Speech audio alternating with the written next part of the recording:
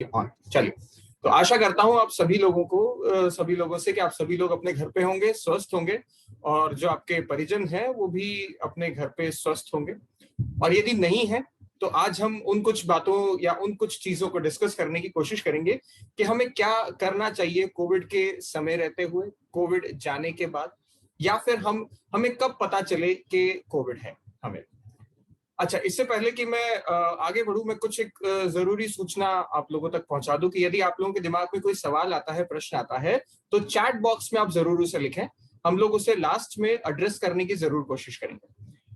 हम लोगों ने कुछ सवाल पूछे थे कुछ लोगों से, हमने अलग अलग जगह से लोगों को इनवाइट किया था और कई लोगों के कई सवाल आए हैं, तो काफी मैं सवालों के बेसिस पे रन करूंगा इस चीज को। तो शुरुआत से मैं शुरू करता हूं। आप लोगों के जैसे भी कोई प्रश्न हो, आप प्लीज अपने प्रश्नों को चैट बॉक्स में लिखें। मीनवाइल जैसे भी जितने लोग जुड़ते जाएंगे हम उन्हें साथ में ऐड करते जाएंगे। और यदि बाय चांस आप लोग लेट ऐड हो रहे हैं, बाय चांस आप लोगों का इंटरनेट वर्क नहीं करता है आज के बाद इस सेशन के दौरान, तो हम इस सेशन को रिकॉर्ड करके, मेरा यूट्यूब चैनल है, हम उस पर डालेंगे और आप इसकी रिकॉर्डिंग भी देख सकते हैं बार बार। चलिए, सबसे पहली बात ये कि तो हमें कब पता चलेगा कि हमें कोविड है, मैं कैसे जानूं कि मुझे कोविड है। अब क्या हुआ था कि जब भी हम फर्स्ट वेव की बात करते हैं, जो पहली वेव थी कोविड की, तो उसमें क्लासिकल सिम्टम्स आ रहे थे। आपको रनिंग नोज थी, आपको फीवर था higher grade, lower grade fevers भी थे, आपको खांसी हो रही थी, सोर थ्रोट हो रहा था। तो ये सारी चीजें रेस्पिरेटरी ट्रैक्ट से रिलेटेड जो थी वो आपको बिल्कुल एविडेंटली नजर आ रही थी। लेकिन जो दूसरी लहर आई है इस साल कोरोना की, तो उस लहर में इतने क्लासिकल सिम्टम्स वो सारे कई बार नहीं आ रहे। आपको यदि कमर दर्द हो रहा है, आपको यदि पैरों में दर्द हो रहा है घुटने के नीचे, आपको डायरिया हो रहा है, साथ में आपको फीवर है जो कि तकरीबन 100, 101 या 99 से 101 के बीच में शफल कर रहा है, तो आपको कोविड हो सकता है। जरूरी नहीं है कि आपको हमेशा खांसी हो तेज, जरूरी नहीं है कि आपको रनिंग नोज होगी और उसके साथ फीवर होगा तो ही कोविड है। गले में खराश है, पांव में दर्द है, कमर में भी दर्द हो रहा है, मुझे डायरिया भी हो रहा है, मुझे फीवर भी हो रहा है, तो मुझे कोविड हो सकता है। तो सबसे इंपॉर्टेंट बात इस बार के जो कोविड में है, या इस बार जो सीजनल चेंजेस के साथ भी हमें सिम्टम्स आ रहे हैं, तो ये है कि इन सिम्टम्स को ओवरलुक ना करें। सबसे इंपॉर्टेंट बात कि सिम्टम्स को ओवरलुक ना करें। जरूरी नहीं है कि हर सिम्टम, हर बीमारी कोविड हो, बिल्कुल जरूरी नहीं है ऐसा। ये एक नॉर्मल इन्फ्लुएंजा भी हो सकता है, वायरल इन्फ्लुएंजा जिसको हम कहते हैं। तो बिल्कुल पॉसिबल है कि एक वायरल इन्फ्लुएंजा हो, लेकिन सिम्टम को one sure sign of Covid, okay, one sure sign of Covid is fever. बुखार हर कंडीशन में होगा, ठीक है। कई लोगों को लोअर ग्रेड फीवर होता है, मोस्टली लोगों को लोअर ग्रेड फीवर होता है। बहुत कम परसेंटेज ऑफ लोग हैं जिनको जो फीवर है वो 102 प्लस में जाता है, राइट। तो जरूरी ध्यान रखें कि कुछ सिम्टम्स के साथ साथ फीवर हमेशा एसोसिएटेड आपको रहेगा। लेकिन इन सबसे अच्छी बात मैं बताऊं आपको, यदि आपको आरटीपीसीआर टेस्ट कराने के बाद पॉजिटिव आ भी जाता है, तो एक सबसे इंपॉर्टेंट बात है कि पैनिक ना करें। आपको एक बहुत अच्छी बात बताऊंगा, अभी इन दिनों मैं एक अच्छी जानकारी आप लोगों को बताऊं कि मैं खुद भी कोविड पॉजिटिव रहा हूं इन दिनों। मुझे भी कोविड 19 से ग्रसित था मैं, और 15 दिन का, 14 दिन का घर पे हमने क्वारंटीन किया, और मेरी पूरी फैमिली कोविड पॉजिटिव थी हमारे साथ में। तो उस दौरान हम लोगों ने 14 डेज का क्वारंटीन किया। 14 डेज के क्वारंटीन के बाद हम लोगों ने जो बेसिक प्रिकॉशंस होते हैं उनको फॉलो किया, और उन बेसिक प्रिकॉशंस के बाद हम लोग ठीक हुए, और हम लोग धीरे धीरे रेगुलराइज करते गए अपनी लाइफस्टाइल जो है। हाँ, जो बेसिक चीजें थी, कुछ एक्सरसाइजेस थी, कुछ प्रिकॉशंस थे, उनको हम थ्रू आउट फॉलो करते रहे। और आज वही चीजें मैं डिस्कस करने आप लोगों के साथ आया हूं, क्या करें क्या ना करें। तो सबसे इंपॉर्टेंट बात है कि एंजाइटी को ओवरकम, मतलब अपने सिर पे चढ़ने ना दें, राइट। आप इसे ओवरकम करके रखें। अब कई चीजें आप न्यूज में भी देखते हैं, न्यूज़पेपर्स में पढ़ते हैं, व्हाट्सएप की वीडियोस और मैसेजेस के द्वारा आप लोगों तक पहुंचाई जाती हैं, और बहुत नेगेटिविटी का माहौल बनाया जाता है। उस बीच में मैं आपको एक पॉजिटिविटी की बात ये बताता हूं कि जितनी नंबर आप लोग देख रहे हैं, उनमें से more than 85% of patients do not require hospitalisation.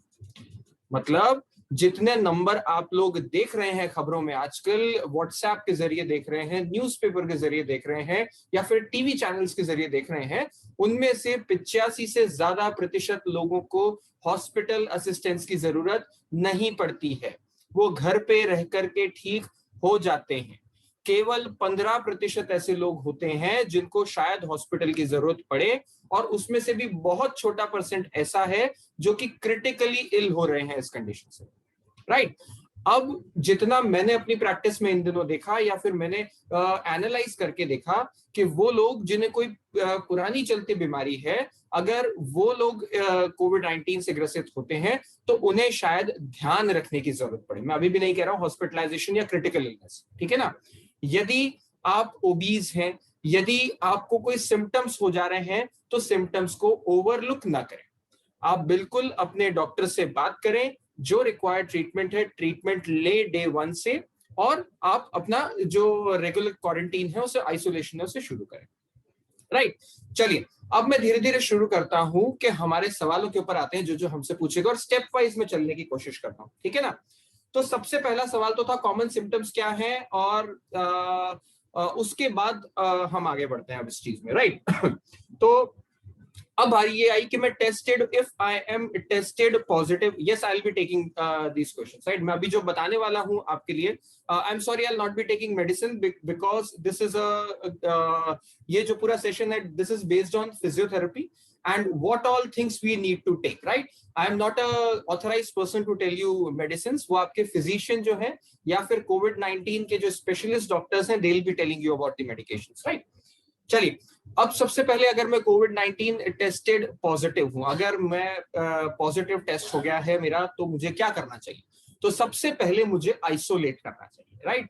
यदि मेरे घर में किसी को सिम्टम नहीं है, और यदि सबने टेस्ट कराया है और सिर्फ मैं पॉजिटिव हूं, बाकी लोग नेगेटिव हैं, तो बाकी सब लोगों से मुझे आइसोलेट हो जाना चाहिए। आइसोलेट का मतलब है कि एक कमरे के अंदर में चले जाऊं और वहां से बाहर मैं नहीं आऊंगा अगले कुछ समय तक, ओके।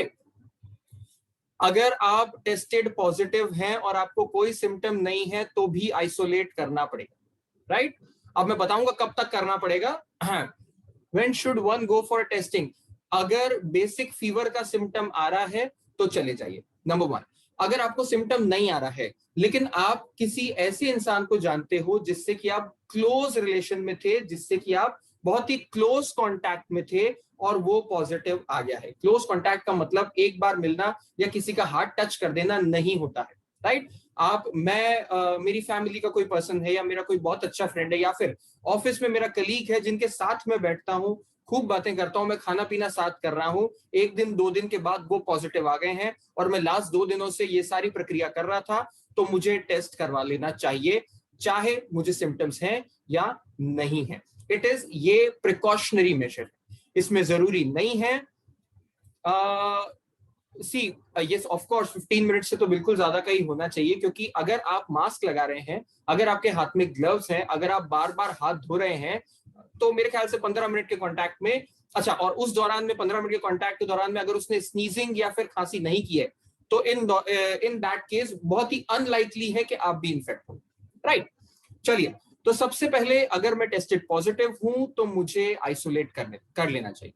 अगर मुझे कोई सिम्टम्स नहीं है, मुझे बिल्कुल फीवर नहीं है, मुझे बिल्कुल भी सांस में तकलीफ नहीं है, कोई सोर थ्रोट नहीं है, गले में खराश नहीं है, मुझे जरा भी जुकाम नहीं है, जरा भी खांसी नहीं है, तो शायद मुझे इतना घबराने की बात नहीं है। लेकिन मुझे क्लोज वॉच करना बहुत जरूरी है अपने सिम्टम्स पे, ठीक है। ऐसा ना हो कि मैं बिल्कुल निश्चिंत होकर सारी चीजें कर रहा हूं, मैं घूम रहा हूं, मैं फिर रहा हूं, मैं सारे काम कर रहा हूं।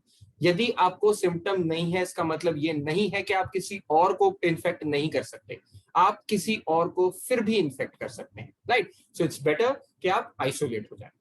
नंबर 2, यदि आपको फीवर के सिम्टम्स है जो कि बहुत कॉमनली आ रहे हैं, यदि फीवर 100.4 से नीचे है, तो इसका मतलब it is a very mild symptom. You don't need to go for any other test, या जो भी बहुत सारे अभी ना सोशल मीडिया पे प्रचलित टेस्ट चल रहे हैं, बहुत सारे HRCTs चल रहे हैं, आपको किसी भी चीज के में जाने की जरूरत नहीं। हम अभी आगे आने वाले समय में बात करेंगे कि कब हमें जरूरत पड़ती है, कब हमें जरूरत नहीं है इन सब चीजों की, राइट। तो सबसे पहले मुझे आइसोलेट होना है। आइसोलेट होने के बाद मुझे चेक रखना है सिम्टम्स के ऊपर कि मुझे सिम्टम्स कौन कौन से आ रहे हैं। यदि मुझे फीवर है, यदि मुझे खांसी और हल्का जुकाम है, तो बाजार से एक पल्स ऑक्सीमीटर खरीद के मुझे रखना है अपने पास, और एक थर्मोमीटर खरीद के अपने पास रख लेना, राइट। अगर जब जब मुझे बुखार आ रहा है तो मुझे अपना टेम्परेचर ले लेना है। अगर आप एक्जिला से टेम्परेचर लेते हैं तो जो टेम्परेचर उसमें आता है उसमें आप +1 कर देंगे, तो वो आपकी बॉडी का ओरिजिनल टेम्परेचर होता है, ठीक है। यदि आपको हायर ग्रेड फीवर आ रहा है, 101 से ज्यादा फीवर आ रहा है आपको हर बार, तो आपको अपने डॉक्टर से बात कर लेनी चाहिए, और जो बेसिक मेडिकेशन वो बता रहे हैं आपको उसे फॉलो करें आप। नंबर 2, आपको इनिशियली कुछ दिनों तक, इवन आपको अगर खांसी है, जुकाम है, तो आपको सैचुरेशन लेना जरूरी है पल्स ऑक्सीमीटर से। पल्स ऑक्सीमीटर क्या चीज होती है मैं आपको दिखाता हूं। ये होता है pulse oximeter, right. This is a pulse oximeter, if you can see it here. इसमें एक बटन होता है। अच्छा, अब सही तरीका क्या होता है पल्स ऑक्सीमेट्री करने का या फिर ऑक्सीजन सैचुरेशन लेने का? आप मिडिल फिंगर जो होती है, राइट साइड की मिडिल फिंगर ले लें, चाहे लेफ्ट साइड की मिडिल फिंगर ले लें, anything what you can take. तो आप उसे लें, आप उसको थोड़ा सा रब करें, और फिर इसका बटन ऑन करके आप अपनी मिडिल फिंगर को वहां पे डाल दें, and wait at least for 30 seconds कि जब तक कि वो रीडिंग आए वहां पे। मेक श्योर फीमेल्स जो है कि नेल पेंट ना लगा, क्योंकि नेल पेंट की वजह से आजकल हम लोगों ने देखा है कि बहुत सारी चीजें, बहुत सारी जो रीडिंग्स हैं वो गलत आ रही हैं वहां पे, राइट। दूसरा, अगर एक साइड में आपने मान लो राइट साइड की इंडेक्स फिंगर में लिया और वो कम आया, लेफ्ट साइड की इंडेक्स या लेफ्ट साइड की मिडिल फिंगर में आया तो वो सही आया, तो जो भी मैक्सिमम वैल्यू होगी you will be counting it, right. अब अगर आप इसको देख पा रहे हैं मेरे वाले को, तो इट इज ऐसे दिखाता हूं मैं आपको, it is coming out to be 99 and 71। So this is classically coming here, classically, ठीक है ना। मेरा ऑक्सीजन सैचुरेशन आ रहा है 99, और अब मेरा हार्ट रेट जो है वो बढ़ के हो गया है 75 के आसपास कुछ, ठीक है ना, 72 हो गया वापस, ठीक है ना। तो this is what you have to do. आप इसे देखेंगे तकरीबन 30 सेकेंड्स तक, और यदि कोई सिम्टम नहीं है तो बार बार हर आधे 1 घंटे में इसे देखने की जरूरत नहीं है आपको, राइट। हर आधे 1 घंटे 2 घंटे में आप नहीं देखेंगे। अगर आपको बिल्कुल कॉन्शियसली चेक करना है तो आप इसे दिन भर में हर 6 घंटे में एक बार चेक कर सकते हैं। Any fall below 94% of oxygen saturation needs a doctor's consultation। मैं फिर बात को रिपीट करूंगा, यदि ये ऑक्सीजन सैचुरेशन 94 या 94 से कुछ नीचे जा रहा है तो आप डॉक्टर से बात करेंगे। यदि ये 95, 96, 97, 98 चल रहा है तो आपको सिर्फ घर पे रहना है, उल्टा लेटना है, बेसिक एक्सरसाइजेस करनी है, जो आपका घर पे काढ़ा बन रहा है वो करना है, गार्गल्स करने हैं, स्टीम करना है, ठीक है।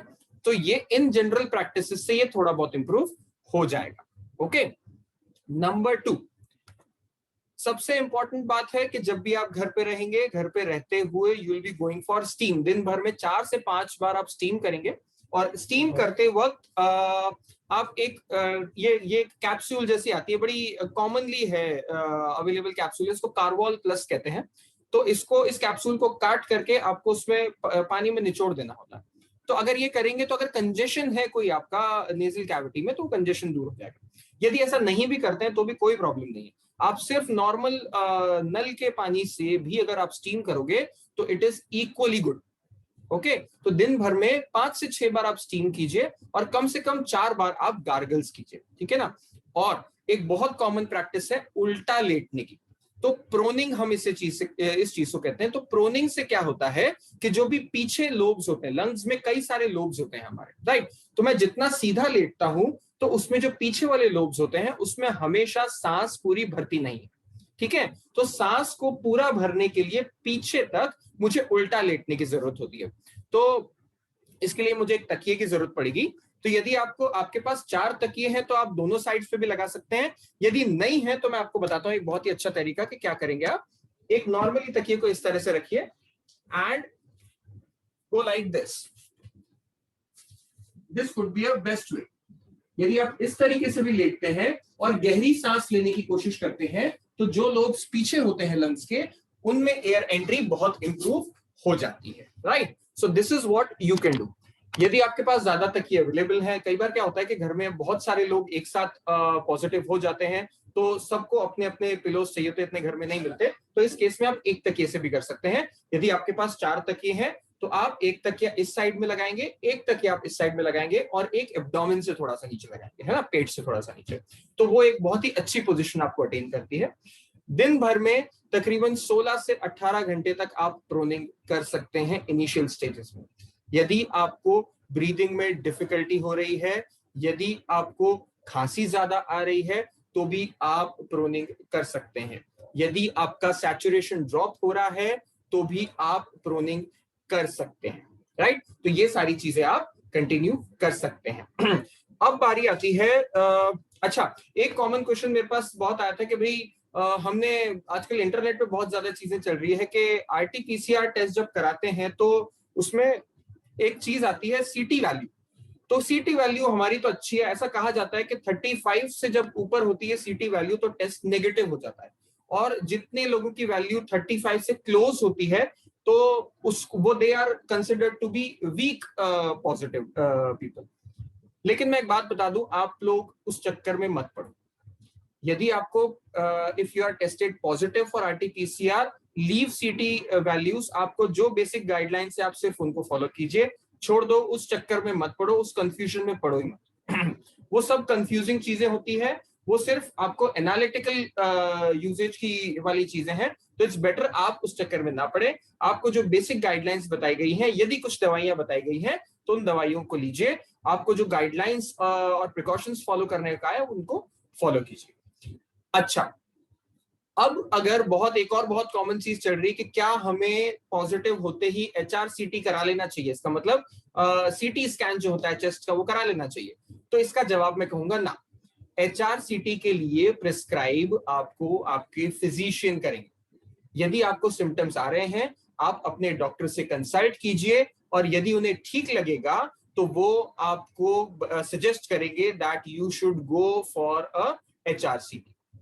इन दैट केस ओनली आप लोग एचआरसीटी के लिए जाएंगे, अदरवाइज अपनी इच्छा से एचआरसीटी के लिए जाने की जरूरत नहीं है, जब तक आपके डॉक्टर आपको नहीं कहते उस चीज के लिए। ऑलराइट, चलिए फिर एक क्वेश्चन था, अच्छा, which are the important days in कोविड-19 कंडीशन। तो सबसे इंपॉर्टेंट तो आपको पता होना चाहिए कि डे 1 कौन सा है। डे 1 का मतलब होता है the day of appearance of your first symptom. जिस दिन पे आपका पहला सिम्टम अपीयर हुआ था वो होगा आपका डे 1। तो उसके बाद आपको हर ऑल्टरनेट डे पे आपको मॉनिटरिंग की जरूरत होती है, लेकिन आपके लिए तो सारे के सारे 15 दिन बहुत इंपॉर्टेंट होते हैं, 14 डेज जो है वो इंपॉर्टेंट होते हैं। लेकिन अगर हम मेडिकली इंटरनल मेडिसिन के हिसाब से जाएं तो day 1, 3, 5, 7, 9, 11 they are very important days हर ऑल्टरनेट डे पे। ठीक है, तो हर ऑल्टरनेट डे पे आप लोग चेक करते रहेंगे अपनी चीजें। तो डे 3 पे और डे 5 पे एक बहुत इंपॉर्टेंट चीज है जो आप करेंगे, जिसको हम कहते हैं 6 मिनट वॉक टेस्ट। ठीक है, तो 6 मिनट वॉक टेस्ट आपको कुछ इंडिकेशन देता है कि कहीं आपका कोविड-19 सीरियस तो नहीं हो रहा है। ये सिर्फ घर पे रह करके चेक करने की चीजें हैं कि जब हमारे पास चूंकि दिन ब दिन रिसोर्सेस कम होते जा रहे हैं, बहुत सारे लोग हॉस्पिटलाइजेशन की तरफ जा रहे हैं, तो और हमारी जो मौजूदा मेडिकल कंडीशन है उनके पास भी बहुत ज्यादा रिसोर्सेज नहीं है, तो उसमें हमें घर पे रह के बहुत ज्यादा चीजों को देखने की जरूरत है, राइट। तो उसके लिए हमें करना है 6 मिनट वॉक टेस्ट। अब जो मैं आगे बात करने वाला हूं उससे बिल्कुल ध्यान से सुनिएगा। बहुत सिंपल चीज है, बहुत ही सिंपल चीज है, ज्यादा दिमाग लगाने की जरूरत ही नहीं। यदि आपका घर इतना बड़ा है जिसमें कि 30 यार्ड या 30 मीटर का डिस्टेंस मिल जाता है आपको, तो अच्छी बात है। नहीं मिलता है, कोई बात नहीं, चिंता नहीं करेंगे, एक स्ट्रेट पैसेज ले लेंगे, घर में कोई भी स्ट्रेट पैसेज हो, और कोशिश करेंगे कि 6 मिनट तक उसके ऊपर चलें with any speed, with anything.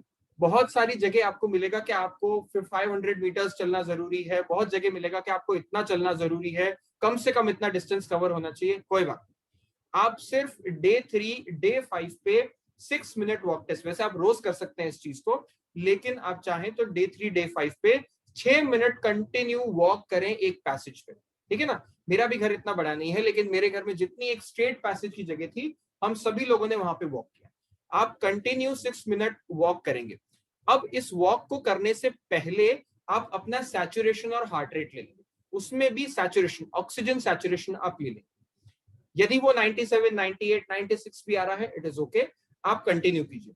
आप 6 मिनट वॉक करेंगे, 6 मिनट वॉक करने के बाद आप फिर एक बार सैचुरेशन लेंगे और दो चीजों को नोट करेंगे।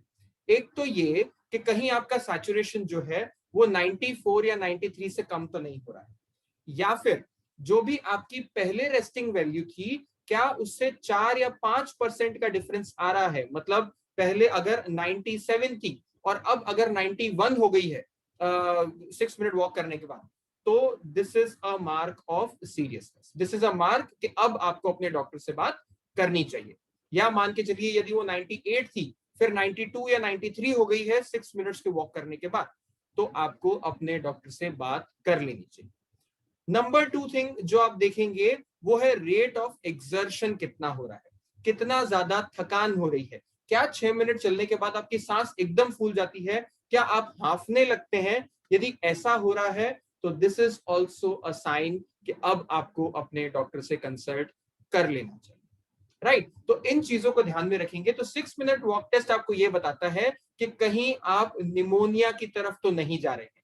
कोविड-19 से एसोसिएटेड सबसे बड़ी कॉम्प्लिकेशन है निमोनिया, तो कहीं आप निमोनिया की तरफ तो नहीं जा रहे हैं, ठीक है? उसके बाद जरूरत पड़ती है कि जो डॉक्टर है आपका एक्सरे चेस्ट करवाते हैं या फिर सीटी स्कैन कराते हैं आपका, ठीक है? लेकिन ये वर्च्यू होता है डॉक्टर का, वो बात करेंगे, वो बताएंगे आपको कि कब आपको एक्सरे कराना है, कब आपको सीटी स्कैन कराना है, या फिर एनी अदर जो दूसरे बहुत ही खूब सारे चलते ब्लड टेस्ट हैं आजकल, तो वो कब कराना है आपको।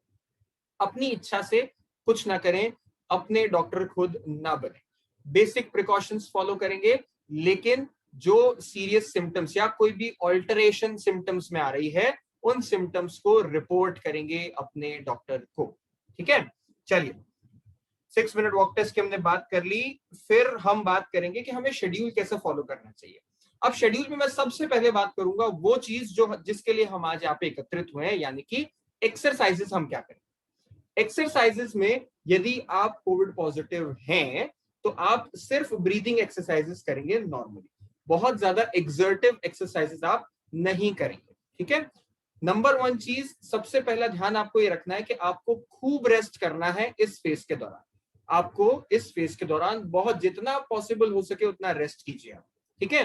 थकान होगी तो कई बार एक्सर्शन से दो प्रॉब्लम्स होती है, या तो एक्सर्शनल फीवर हो सकता है आपको, या फिर एक्सर्शनल हाइपोक्सिया हो सकता है। हाइपोक्सिया का मतलब है कि जो हम सांस ले रहे हैं वो सांस में ऑक्सीजन जो जा रही है वो कम हो जाएगी, जिससे कि आपका ऑक्सीजन सैचुरेशन रिड्यूस हो जाएगा, ठीक है? तो कई बार एक्सर्शनल हाइपोक्सिया भी होता है, कई बार एक्सर्शनल फीवर भी होता है आपको। तो इन दोनों ही चीजों को आपको बिल्कुल ध्यान रखना है, इस चीजों को, तो आपको रेस्ट पूरा करना है, ठीक है? और जब जब आप सुबह उठते हैं, दिन भर में 5 से 6 बार का अंतराल ऐसा निकालिए कि आप ये ब्रीदिंग एक्सरसाइज कर सकें, ठीक है? तो जो नॉर्मल ब्रीदिंग एक्सरसाइज होती है वो होती है सबसे पहले deep breathing exercise. Deep breathing exercise के लिए आप बिल्कुल वैसे बैठे जैसे कि मैं बैठा हूं अभी, मैं थोड़ा सा पीछे खिसक जाता हूं ताकि आप मुझे देख पाए नॉर्मली, ठीक है? अब आप नाक से सांस अंदर खींचेंगे और मुंह से सांस छोड़ देंगे।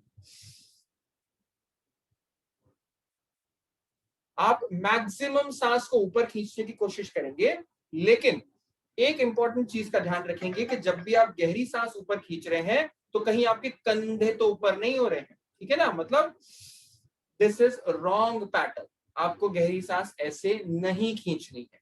जब आप गहरी सांस खींचेंगे तो दो चीजों का आप ध्यान रख सकते हैं, या तो आपकी छाती जो है वो साइड से चौड़ी हो रही है, या फिर पेट फूल रहा है। दोनों ही कंडीशन में एक्सरसाइज सही है, आप बिल्कुल ऐसा कर सकते हैं, राइट? तो गहरी सांस लेंगे, नाक से खींचेंगे और मुंह से छोड़ देंगे। आप इसे एक बार में 10 से 15 बार दोहरा सकते हैं, और दिन भर में 6 से 7 बार आप, या 5 से 6 बार आप इसे बिल्कुल दोहरा सकते हैं। अगर कंफर्टेबल है तो आप ज्यादा कर सकते हैं इसको, इसके कोई साइड इफेक्ट्स नहीं। सुबह सुबह उठ के ब्रीदिंग योगा की एक बहुत ही इंपॉर्टेंट और बहुत ही अच्छी टेक्निक है जिसे हम कहते हैं अनुलोम विलोम, ठीक है? अनुलोम विलोम को भी आप बिल्कुल कर सकते हैं। एक तरफ से नेजल ब्लॉक किया और सांस लेने की कोशिश की, अब की बार इस तरफ से ब्लॉक करके दूसरी तरफ से रिलीज करेंगे, राइट? आप चाहें तो थोड़ा सा ऊपर जाके ब्रेथ को होल्ड भी कर सकते हैं, this is also a very good practice. ठीक है, तो सेकंड एक्सरसाइज आप ये करें। थर्ड एक्सरसाइज के लिए आप क्या करेंगे, थर्ड एक्सरसाइज में आप हाथों का उपयोग करते हुए सांस को गहरी अंदर लेते हुए हाथ ऊपर ले जाएंगे। मतलब जैसे ही मैं हाथ उठाऊंगा, मेरे हाथ उठने के साथ साथ सांस अंदर जाएगी, कुछ इस तरीके से। और इस बार जब मैं सांस छोड़ूंगा तो मैं मुंह को गोल करके फूंक मार के छोड़ूंगा, लाइक दिस। सांस छूटेगी और हाथ नीचे आएंगे। ठीक है, नाक से सांस खींची, हाथ ऊपर गए, मुंह से सांस छोड़ी और हाथ नीचे आ गए, लाइक दिस। राइट, इसे भी आप एक बार में 10 बार कर सकते हैं और दिन भर में 6 से 8 बार इसे दोहरा सकते हैं। तीसरी एक्सरसाइज के लिए, चौथी एक्सरसाइज के लिए आप क्या करेंगे, दोनों हाथों को सिर के पीछे रख लेंगे कुछ इस तरीके से, नाक से गहरी सांस भरेंगे इसी पोजीशन में। अब क्या करूंगा, मैं एक तरफ टर्न हो जाऊंगा और अब छोड़ूंगा मैं मुंह से सांस। ये मैं दोनों तरफ कर सकता हूं।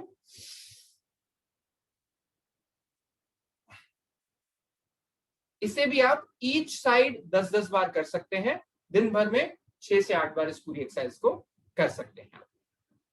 अनदर थिंग जो आप करेंगे, वो आप करेंगे ब्रेथ होल्डिंग की प्रैक्टिस।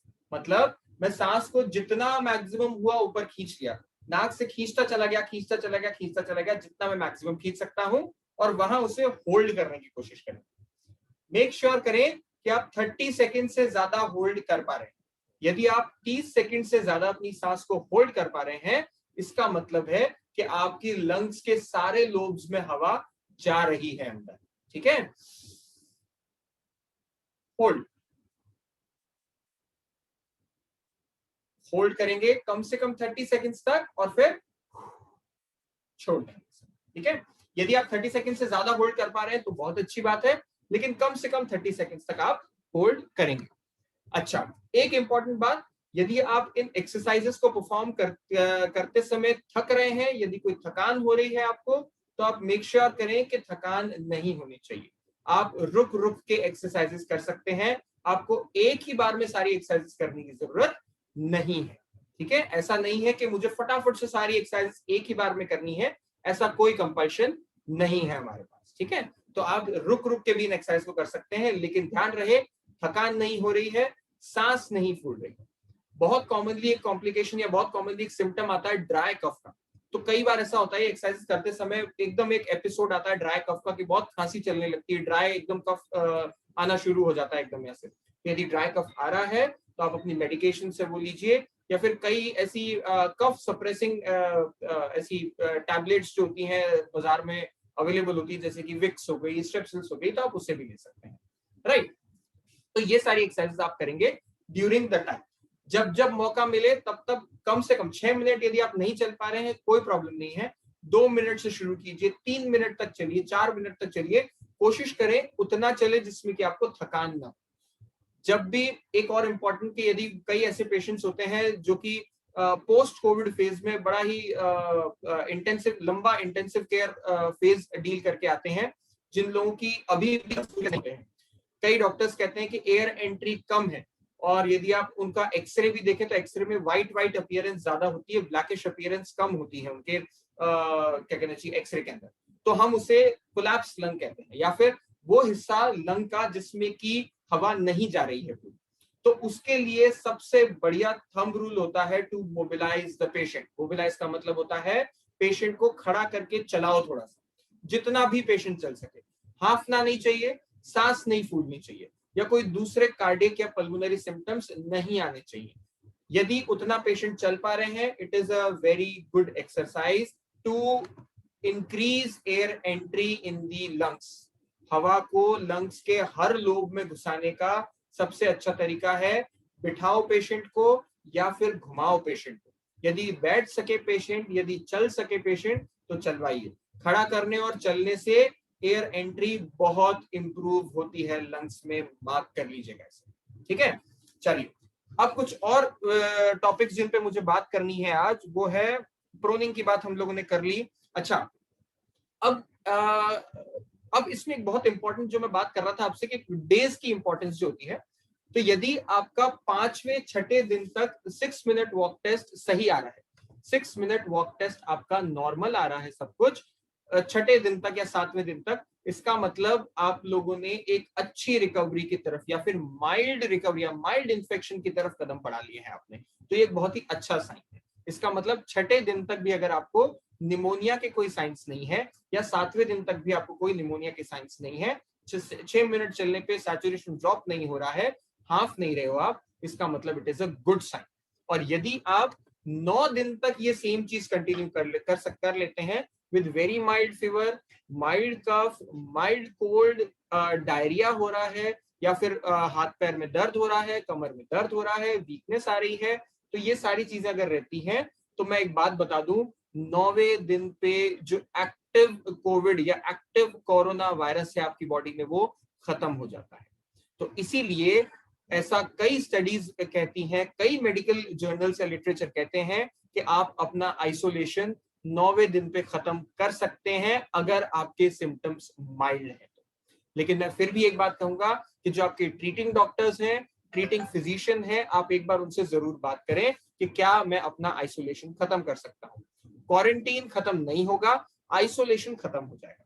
इसीलिए हम इस 14 दिन के पीरियड को 2 हिस्सों में डिवाइड करते हैं, 9 days of isolation and 5 days of quarantine. इसका मतलब यदि आप अपने घर के एक कमरे में बंद थे, आपको सिम्टम्स माइल्ड थे, तो आप 9वें या 10वें दिन पे बाहर आकर के अपने घर वालों से मिल सकते हैं। डेफिनेटली एक मास्क आप भी लगाएंगे, डेफिनेटली एक मास्क वो भी लगाएंगे आपके घर वाले, ठीक है। तो इन चीजों का आप बेशक ध्यान रखें। अच्छा, अगर मैं बात की शुरुआत कहां से हुई थी कि अगर आप 6ठे और 7वें दिन तक आपका 6 मिनट वॉक टेस्ट परफेक्ट आ रहा है तो इट मींस शायद आपने जो निमोनिया वाली कंडीशन थी उसको टाल दिया है। क्यों? क्योंकि 6th डे पे ओरल कैविटी से रेस्पिरेटरी ट्रैक्ट में एंटर करता है आपका कोरोना वायरस, ठीक है। तो यदि आपने 6ठे 7वें 8वें दिन तक 6 minute walk test perfectly measure कर लिया है, परफेक्टली आप लोगों ने गो थ्रू कर लिया है, तो इसका मतलब आपने कड़ी टक्कर दी है अपने कोरोना वायरस को और कोविड इन्फेक्शन को, ठीक है। और इसके साथ साथ यदि आपको 10वें दिन के बाद लगातार 3 दिन तक खांसी हो सकती है, जुकाम हो सकता है, लेकिन लगातार 3 दिन तक यदि आपको कोई फीवर नहीं है, लगातार 3 दिन तक 9वें 10वें दिन के बाद आपको कोई फीवर नहीं है, तो आपको एक रिपीट टेस्ट कराने की जरूरत भी नहीं है। ऐसा आईसीएमआर की गाइडलाइंस के अकॉर्डिंग अवेलेबल है। आईसीएमआर की जो लेटेस्ट गाइडलाइंस है वो ये कहती हैं कि 10वें दिन के बाद यदि आपको अगले 3 दिन तक कोई फीवर नहीं है तो आपको repeat test, negative test report लाने की जरूरत नहीं है। अब कई लोग हमसे पूछते हैं कि भाई ये जो सिम्टम्स जो है दूसरे चल रहे हैं वो हमें कब तक रह सकते हैं। तो मैं बता दूं, इसके बाद पोस्ट कोविड के कई सिम्टम्स होते हैं, जैसे कि सबसे कॉमन सिम्टम होता है वीकनेस, जनरलाइज वीकनेस, थकान सी फील करना। ये आपको अगले 3 महीने तक चल सकता है। इसलिए इसको ओवरकम करने के लिए दो बहुत रामबाण चीजें हैं। दो रामबाण चीजें क्या होती हैं इसमें? एक होता है न्यूट्रिशन। न्यूट्रिशन मतलब आप वो खाना खाएं जिसमें कि हाई प्रोटीन होता है, ठीक है। जैसे कि यदि आप वेजिटेरियन हैं तो आप पनीर खाइए, ओट्स, रागी और कई ऐसी चीजें होती है, दालें खा सकते हैं आप, राजमा खा सकते हैं, तो बहुत अच्छा प्रोटीन होता है इन चीजों के अंदर। यदि आप नॉन वेजिटेरियन हैं, आप एग्स खा सकते हैं, आप चिकन खाइए, आप फिश खाइए, तो उनमें बहुत अच्छा प्रोटीन कंटेंट होता है। तो आप हाई प्रोटीन रिच डाइट खाइए। वैसे अगर कोई डाइटिशियन हो, न्यूट्रिशनिस्ट हो, तो वो ज्यादा बेहतर इंसान होंगे इस चीज के बारे में बताने के लिए। लेकिन मैं चूंकि इस पूरे चीज पे बहुत स्टडी कर रहा था, तो मुझे इस दौरान में काफी सारी चीजें मैं गो थ्रू किया और मुझे इन चीजों के बारे में भी पता चला और मैं इसे अपनी लाइफस्टाइल में भी इनकॉर्पोरेट कर रहा हूं। चलिए, अच्छा, दूसरे एसोसिएटेड सिम्टम्स जो हो सकते हैं वो हो सकते हैं आपके घुटने के नीचे, जो काफ का जो पोर्शन होता है, पिंडलियां जिसे हम कहते हैं, वहां पे आपको बेशक दर्द महसूस हो सकता है कुछ समय तक, तो आप उनकी स्ट्रेचिंग कर सकते हैं। उसके लिए मैं कुछ हमारे पास लिंक्स हैं, वीडियो लिंक्स हैं, मैं ग्रुप में अभी डालूंगा, तो आप बिल्कुल देखिए। लो बैक, कमर दर्द की एक्सरसाइजेस आप रेगुलरली कर सकते हैं, उसके लिए उसका भी लिंक मैं अभी ग्रुप में शेयर कर दूंगा, तो आप डेफिनेटली देख सकते हैं उस चीज को। यदि उसके लिए मैं एक एक्सरसाइज आपको बताता हूँ लो बैक के लिए। तो लो बैक में क्या करेंगे, आप बिल्कुल सीधे लेट जाएंगे कुछ इस तरीके से, राइट। अपना एक घुटना सिंगल मोड़ेंगे और खींच करके छाती की ओर ले आएंगे, ठीक है। 10 सेकंड होल्ड करेंगे, मन में 10 तक गिनती करेंगे और छोड़ देंगे इसे। फिर दूसरा पैर लेकर के आएंगे और पुल करेंगे छाती की ओर से, 10 सेकंड रोकेंगे और दोनों ही पैरों में 10-10 बार दोहराएंगे। नंबर 1। नंबर 2, आप क्या करेंगे कि दोनों घुटने मोड़ लेंगे और एक को क्रॉस कर लेंगे दूसरे के ऊपर। अब जो ये नी है इसको ऑपोजिट शोल्डर की तरफ पुल करेंगे आप कुछ इस तरीके से। इसे 30 सेकंड्स तक यहाँ पे रखेंगे, मन में 30 तक गिनती गिनेंगे आप और इसे यहां तक रखेंगे और कुल 3 बार दोहराएंगे। उल्टा पांव में भी ऐसा ही करेंगे और उल्टे शोल्डर की तरफ खींचेंगे कुछ इस तरीके से। 30 सेकंड्स रोकेंगे और 3 बार दोहराएंगे। तो यदि आप ये 2 एक्सरसाइजेस भी रेगुलरली करते हैं तो ये 2 एक्सरसाइजेस भी इनफ है आपका बैक पेन कम करने के लिए। और कोशिश करें ज्यादा झुकने का काम, नीचे बैठने का काम, वजन उठाने का काम या कंटिन्यूस सिटिंग करने का काम आप ना करें। अच्छा, पोस्ट कोविड कंडीशंस में वीकनेस और इन पेन से एसोसिएटेड एक और कॉमन पेन होता है जिससे कि मैं भी ग्रसित था, तो वो होता है अपर बैक पेन। पीठ का दर्द बहुत कॉमन होता है। तो पीठ के दर्द के लिए आप कुछ बेसिक एक्सरसाइजेस क्या कर सकते हैं कि दोनों हाथ को ऐसे मिलाइए और पूरा ऊपर ले जाकर के पीछे की तरफ जाने की कोशिश करें और नीचे आ जाए। इसको भी आप कुल 10 बार दोहरा सकते हैं। एक और इंपॉर्टेंट चीज जो आप कर सकते हैं वो आप करेंगे वॉल पुशअप। दीवार पे जाकर के आप पुशअप लगाएंगे और 10 बार लगाएंगे। दिन भर में 4 से 5 बार आप ये चीज भी कर सकते हैं। अब हम कुछ चीजों की बात करेंगे। ये इनिशियल डेज में आप कर सकते हैं। यदि लंबे समय तक सिम्टम्स नहीं जा रहे हैं तो लंबे समय तक के लिए आपको एक फिजियोथेरेपिस्ट से कंसल्टेशन कर लेना चाहिए, राइट। चलो, अच्छा, एक आखिरी क्वेश्चन में जो लूंगा वो है fever after recovery of covid. Fever after recovery of covid is common. कई बार ऐसा होता है कि इन्फ्लेमेटरी चेंजेस की वजह से कई बार फीवर आ जाता है, तो वो कॉमन है। आपकी बॉडी में कई इन्फ्लेमेटरी रिएक्शंस होते हैं जिसकी वजह से वो फीवर आना संभव है वहां पे। तो उसके लिए आप अपने फिजिशियन से बात करेंगे और वो आपको कुछ एक्सरसाइज सजेस्ट करेंगे, वो कुछ आपको मेडिकेशन सजेस्ट करेंगे एंटी इन्फ्लेमेटरी, और उससे आपकी प्रॉब्लम सॉल्व हो जाएगी, राइट। अब मैं देख पा रहा हूं कि कुछ क्वेश्चंस यहाँ पे भी लिखे हुए हैं। Okay, I was hospitalized for 20 days. There was my SpO2 96, but at home not going above 93. Any exercise to improve? Yes, you can go for deep breathing exercises. You can go for breath holding exercises. अगर आपको सांस फूलने की problem आ रही है, अगर आप ज्यादा देर चल नहीं पा रहे हैं, आप हाफ रहे हैं कोई काम करते हुए, या फिर आपका सैचुरेशन जो है वो टच ही नहीं कर रहा है 95 तक, तो you need to go for a regular physiotherapy, number 1। Number 2, यदि आप घर पे ही कुछ करना चाहते हैं इसके लिए तो वॉकिंग को खूब इंप्रूव कीजिए आप, ठीक है ना। आप वॉक कीजिए, आप प्रोनिंग अभी भी कीजिए, ब्रेथ होल्डिंग कीजिए, और कुछ टेक्निक्स होती हैं जो कि एक फिजियोथेरेपी सेटअप में ही की जा सकती हैं। तो आप के आसपास यदि कोई फिजियोथेरेपी सेंटर हो तो अच्छी बात है। यदि आप चाहें तो किसी फिजियोथेरेपिस्ट को अपने घर पे बुला सकते हैं इस एक्सरसाइज के लिए। तो आपको कुछ 15 दिन का एक या 10 से 15 दिन का एक प्रोटोकॉल रहेगा, तो उस दौरान में आप ठीक हो सकते हैं। लेकिन यदि आप खुद से एक्सरसाइजेस कर सकते हैं तो उससे अच्छा और कुछ नहीं होगा। आप धीरे धीरे करके अपने आप को इन्वॉल्व करने की कोशिश कीजिए घर के कामों के अंदर, and go for all deep breathing exercise. अच्छा, एक एक्सरसाइज में साथ में भूल गया, वो है spirometry. This is your spirometer. ये मेरा स्पायरोमीटर है क्योंकि मैंने भी स्पायरोमेट्री किया था, और आप भी यदि स्पायरोमीटर कर पा रहे हैं तो स्पायरोमीटर जरूर कीजिए। डे 3-4 से भी कर पा रहे हैं तो बहुत अच्छा, अगर नहीं कर पा रहे हैं, खांसी आ रही है, तो आप लेटर ऑन भी कर सकते हैं। सीधा रख के इंस्पायर करेंगे, सांस अंदर खींचेंगे, तीनों बॉल उठनी चाहिए, right. You can go like,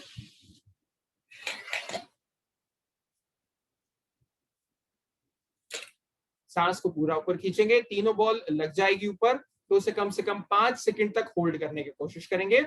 और यदि आप उल्टा करके रखेंगे इसे, तो उल्टा करके आप इसे फूंक मारेंगे, ठीक है ना। तो फूंक मारेंगे तो एक एक्सपायरेटरी फ्लो भी हमें पता चलेगा, कैपेसिटी भी पता चलेगी।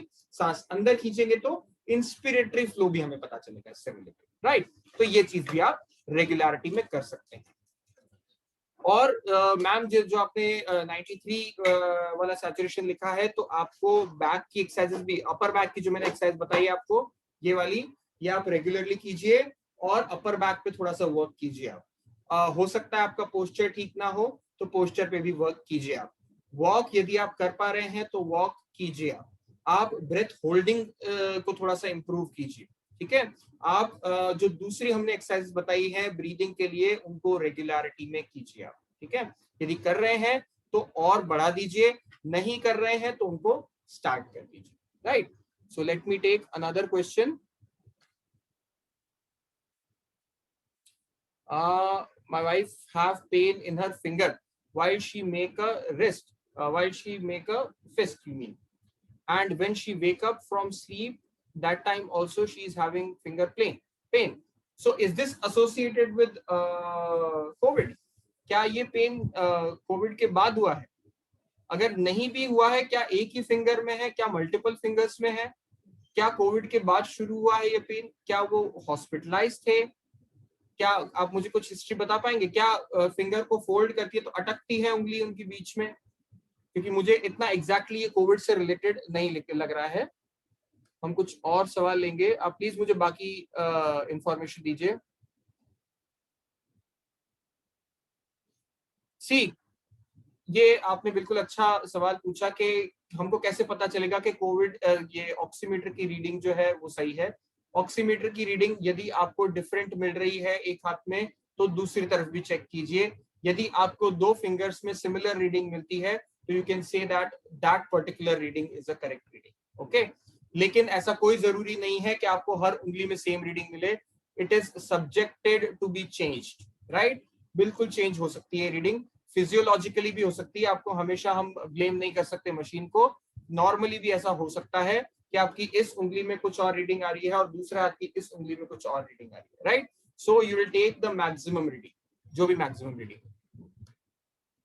Okay, the next question is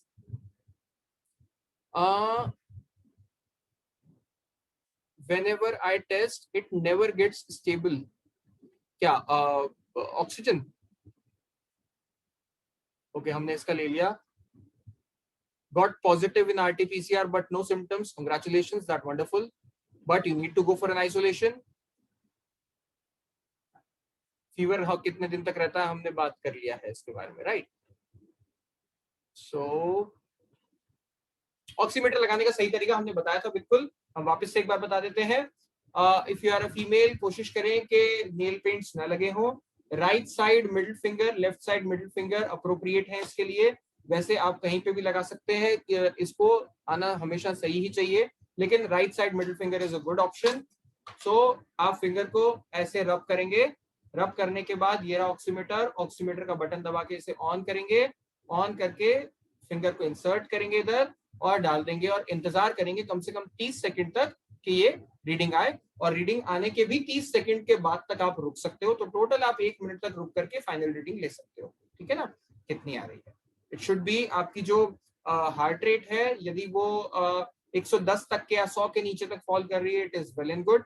tachycardia या फिर एक जो कंडीशन होती है जिसमें दिल तेज धड़कता है, हम मानते हैं 120 बीट्स पर मिनट के ऊपर जब जाता है तब हम उसे मानते हैं, ओके। तो आप उसका ध्यान बेशक रखें, right. Okay, any more questions do we have? Today is my 8th day of isolation. No fever since 2 days. SpO2 98 most of the times. How many days I more need to isolate? अगर आपका 8th day है, आपको कोई symptom नहीं है, कोई खांसी जुकाम नहीं है, कोई फीवर नहीं है लास्ट 2 डेज से, तो मैं चाहूंगा आप कम से कम 2 दिन और रुकें। 2 दिन तक सेम चीज कंटिन्यू होती है तो एक बार आप अपने फिजिशियन से कंसल्ट करें, क्योंकि लिटरेचर ऐसा कहता है कि अगर 9th डे तक आपको सिम्टम नहीं है तो you can break your isolation, ठीक है ना। आप अपनी फैमिली से मिल सकते हो विद अ मास्क, ग्लव्स है तो बहुत अच्छी बात है। वैसे आप 9 दिन के बाद इन्फेक्टिव नहीं हो, आप किसी और को इन्फेक्शन नहीं कर सकते। हो सकता है आपका RT-PCR 9वें दिन या 10वें दिन पे भी पॉजिटिव आए, तो इसमें चिंता की बात नहीं है। 9वें 10वें दिन के बाद आप इन्फेक्टिव नहीं होते हो, लेकिन ये एक जनरल इंफॉर्मेशन है। आप अपने केस के लिए आपके जो भी डॉक्टर हैं उनसे एक बार बात कर सकते हैं, ठीक है ना। बिकॉज जैसा कि हमने बताया कि हम इस पूरे 14 दिन के पीरियड को 2 भागों में डिवाइड करते हैं। 9 दिन का आइसोलेशन और अगले 5 दिन का quarantine, right? Okay, for how many days after recovery should we continue breathing exercises? After 14 days. For next 3 months you can continue. If you are having some symptoms, जैसे कि मैं अपनी सिचुएशन बताऊं, मुझे इवनिंग ब्रोंकोस्पाज्म कई बार होता है, ठीक है? ब्रोंकोस्पाज्म का मतलब सांस की जो नली है हल्की सी सिकुड़ जाती है, तो मुझे महसूस हो जाता है। ना मुझे ब्रीदिंग डिफिकल्टी होती है, ना मेरा सैचुरेशन ड्रॉप होता है, ना मुझे फीवर होता है, कुछ भी नहीं होता है। लेकिन ये कुछ सिम्टम्स हैं इन्फ्लेमेटरी जैसे, जो कि कई बार पोस्ट कोविड अवेलेबल होते हैं।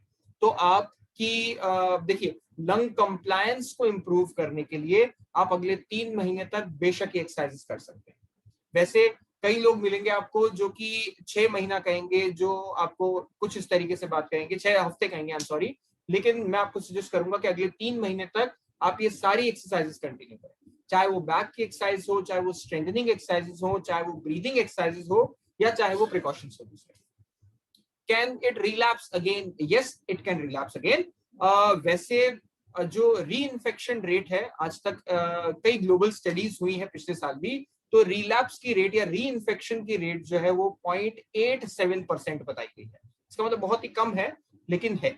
तो कम से कम लिटरेचर जो आज की डेट में कह रहा है कि आप एक बार यदि आपको कोविड हो गया है, तो आप अगले 3 महीने तक आपकी इम्यूनिटी जो है वो इसके अगेंस्ट काफी अच्छी रहेगी।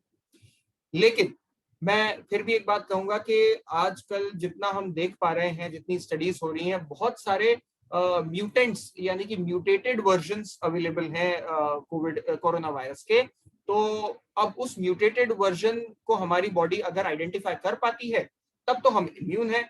अगर उस म्यूटेटेड वर्जन को हमारी बॉडी आइडेंटिफाई नहीं कर पाती है, तो हम इम्यून नहीं है। तो I would always suggest you कि आप इन जो बेसिक प्रिकॉशंस हैं उनको ना छोड़ें। बार बार हाथ धोएं, आप मास्क लगा सकते हैं तो मास्क लगाइए, गैदरिंग में ना जाइए, आप किसी भी इंसान से 1-2 गज की दूरी नॉर्मली रखें यदि वो पॉजिटिव है तो भी, क्योंकि आम जनता, आपके ऑफिस में कलीग्स होंगे, आपके दोस्त होंगे, आपकी बिल्डिंग्स में होंगे लोग बाग, या कई नॉर्मली आप बाजार में जा रहे हैं, आप नहीं जानते कौन पॉजिटिव है, कौन कैरियर है, शायद वो भी ना जानते हैं, right? So in that case, make a suitable distance with that particular person, with every person. तो इन प्रिकॉशंस का आप ध्यान जरूर रखें। ओके, क्या हमारे पास कोई और क्वेश्चंस रिमेनिंग रहते हैं? ओके, सो अगर यदि आपके कोई और क्वेश्चंस है तो आप मुझे व्हाट्सएप ग्रुप में भी लिख सकते हैं, और यदि यहाँ पे यदि आप मुझसे पूछना चाहें तो आप यहाँ पर भी पूछ सकते हैं। नॉर्मल पल्स रेट जो है वो डिपेंड्स अपॉन एज, वैसे तो हर एज के साथ चेंज होती है, लेकिन आपकी यदि 120 से नीचे है तो इट इज वेरी गुड। क्या घर में भी मास्क लगाना चाहिए? यदि आपके घर में कोई कोविड पॉजिटिव पेशेंट्स है तो हाँ, लगाना चाहिए। लेकिन अब WHO जो है और यूएस में एक साइंटिस्ट है डॉक्टर फाउची, तो ये दोनों लोग कहते हैं कि यदि आपके घर में कोविड पॉजिटिव पेशेंट्स नहीं है तो भी आपको लगाना चाहिए मास्क। लेकिन मैं बताऊं, अगर आपके घर में पॉजिटिव नहीं है पेशेंट्स, तो आप घर में बेशक मास्क न लगाएं। यदि आपके घर में सब पॉजिटिव हैं, तो सिर्फ ये ध्यान रखिए कि कहीं कोई क्रॉस इन्फेक्शन ना हो, तो आप मास्क जो है वो लगा करके रखें। तो इट इज ऑलवेज बेटर। देखो, मास्क लगाना इज जस्ट कि आप अपने से कोई इन्फेक्शन दूसरे को नहीं दे रहे हो, और दूसरे से कोई इन्फेक्शन आप खुद नहीं ले रहे हो। यदि आपके घर में कोई ऐसे पेशेंट है, घर में कोई ऐसे लोग हैं जो बार बार बाहर जाते हैं, बार बार ऐसी गैदरिंग वाली जगहों पे जो कई लोगों से मिलना होता है, तो आप प्लीज बेशक घर में मास्क लगाएं, ठीक है? Is pneumonia associated with Covid? Yes, pneumonia सबसे बड़ी कॉम्प्लिकेशन है कोविड-19 की, क्योंकि जब एक बार जो वायरस है हमारा लोअर रेस्पिरेटरी ट्रैक्ट पे पहुंच जाता है, तो निमोनिया ही एक कंडीशन है जो कि डेवलप होती है, right? Pneumonia is associated. Any more questions? क्या कोई और क्वेश्चंस हैं, या फिर हम आज के इस सेशन को एंड कर लें? चलिए, हम आज के सेशन को यहीं एंड करते हैं, और आज की यदि रिकॉर्डिंग्स को भी आपको देखना है, यदि एक्सरसाइज को आपको वापस रिव्यू करना है, थैंक यू सो मच। यदि आपको वापस रिव्यू करना है तो आप बिल्कुल हमारे यूट्यूब चैनल पे, मैं जब भी इसको अपलोड करूंगा, मैं एक लिंक ग्रुप में जरूर डालूंगा और हर जगह डालूंगा, आप भी देखें और आप अपने परिजनों को भी जरूर बताएं। हम अगले हफ्ते एक और सेशन के साथ आएंगे, एक नए टॉपिक के साथ आएंगे, और हो सकता है एक गेस्ट स्पीकर के साथ भी आए। Thank you so much, stay safe everybody, please apply okay okay any, हाँ एक minute, I have a question here. you're welcome, sir, you're welcome। एक मिनट, एक क्वेश्चन था मेरे ख्याल से, मैंने निकल गया वो question. Any heart risk associated for recovered patients. देखिए, अगर आपका वायरल लोड हाई था, अगर आपको कोई एसोसिएटेड सिम्टम्स थे जिसके चलते आपके डॉक्टर ने आपका डी डाइमर टेस्ट कराया है या सीआरपी टेस्ट कराया है और दोनों ही यदि हाई आ रहे हैं तो हाँ, हार्ट रिस्क हो सकता है। कोविड का जो वायरस है, यदि वो कुछ नहीं करता है तो कम से कम इन्फ्लेमेशन कॉज करके जाएगा, ठीक है ना। यदि वो निमोनिया कॉज कर रहा है तो भी जाते जाते वो कुछ छोड़ करके जरूर जा सकता है। यदि आपके सिम्टम्स माइल्ड हैं, आपका वायरल लोड कम था, तो भी हो सकता है वो कुछ ना कुछ इन्फ्लेमेशन कॉज करके जाए आपकी बॉडी में। यदि वायरल लोड हाई होता है तो एक बहुत कॉमन कॉम्प्लिकेशन ये कॉज करके जाता है जिसको कि हम कहते हैं खून के थक्के जमना, यानी कि ब्लड क्लॉट फॉर्मेशन होना। तो वो ब्लड क्लॉट फॉर्मेशन आपके हार्ट में जाके भी हो सकता है, जिसकी वजह से हार्ट अटैक आ सकता है, या फिर वो आपके लंग्स में भी जाके हो सकता है। फिर एक दूसरी कॉम्प्लिकेशन आती है जिसको हम कहते हैं पल्मोनरी एम्बोलिज्म, ठीक है। तो वो सारी प्रॉब्लम्स जो है वो क्रिएट करता है, लेकिन वो उनमें करता है जिनमें की वायरल लोड हाई होता है।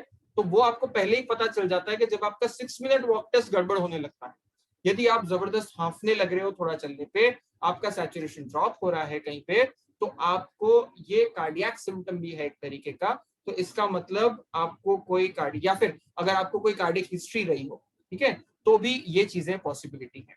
तो उस केस में बहुत वाइटल टेस्ट होते हैं दो, जिसमें कि एक होता है डी डाइमर टेस्ट। तो वो हमको ये बताता है कि हमारे शरीर में कितनी ज्यादा खून के थक्के जमने की प्रोबेबिलिटी है, ठीक है। तो वो यदि 885 की जो वैल्यू होती है, यदि उससे कम है तो it is well and good. अगर 885 से ज्यादा है तो वो थोड़ा सा प्रॉब्लमैटिक कंडीशन है। और दूसरी चीज जो हमने बताई आपको, सीआरपी। सीआरपी का मतलब होता है C reactive protein. C reactive protein एक मार्कर होता है इन्फ्लेमेशन का या इन्फ्लेमेटरी चेंजेस का। तो अगर सी रिएक्टिव प्रोटीन की भी वैल्यू ज्यादा आ रही है तो आप बिल्कुल अपने डॉक्टर से कंसल्ट करें। वही यदि आपका टेस्ट कराएंगे तो वही आपको इसके लिए दवाइयां शुरू कर देंगे। रेट ऑफ इन्फ्लेमेशन को, डी डाइमर सीआरपी को कम करेंगे। डी डाइमर सीआरपी कम होगा तो वैसे ही risk of any other heart और पल्मोनरी यानी कि लंग्स की जो प्रॉब्लम्स है वो कम हो जाएंगे, रिड्यूस हो जाएंगे। Okay okay, we have another questions. Breathing exercise आप बिल्कुल देख सकते हैं, मैं इसकी रिकॉर्डिंग अपलोड करूंगा। Okay, not sure if plasma donation piece covered in the beginning. No, plasma donation is not covered yet. I'll be taking it in the next sessions, coming sessions I'll be taking it। वैसे एक बहुत छोटी सी information मैं दे दूं आपको, यदि आप mild Covid से रिकवर्ड हैं तो आप नेगेटिव टेस्ट नेगेटिव आने के 14 दिन के बाद आप प्लाज्मा डोनेट कर सकते हैं, right. But it would be great if you have an IUP. Yes, I'll be having a session in the next session to that. Thank you so much, everybody. I'll be putting it. I'll be signing off from here now. If any more questions you have, you can write it on the WhatsApp group. आप बिल्कुल लिख सकते हैं, और आप इन recordings को भी ज्यादा से ज्यादा लोगों तक पहुंचाएं जिनको भी इस चीज की जरूरत है। हम एक और सेशन के साथ आपको अगले हफ्ते मिलेंगे। Thank you so much, thanks lot, appreciate.